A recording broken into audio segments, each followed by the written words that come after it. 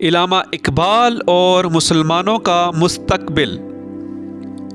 سید نذیر نیازی لکھتے ہیں، علامہ صاحب مسلمانوں کے تابناک مستقبل کے بارے میں پر امید تھے۔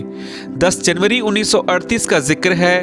مولانا حافظ اسلم جراج پوری، شیخ سراج الحق اور جناب اسد ملتانی آئے ہوئے تھے۔ چودھری محمد حسین بھی تشریف رکھتے تھے۔ اثنائے گفتگو مولانا اسلم جراج پوری نے کہا، ہندی مسلمانوں کا نہ کوئی نصب العین ہے، نہ لایہ عمل۔ ہماری پراگندہ خیالی کا خاتمہ ہوگا تو کیسے؟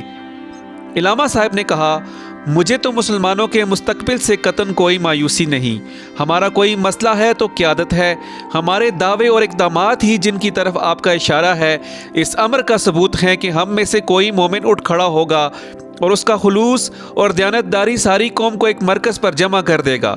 یہ محض خیال ہی خیال نہیں، ایک حقیقت ہے۔ آگ اس کی پھونک دیتی ہے برناؤ پیر کو، لاکھوں میں ایک بھی ہو اگر صاحب یقین، اور گما آباد ہستی میں یقین مرد مسلماں کا، بیاباں کی شب تاریک میں قندیل رحمانی۔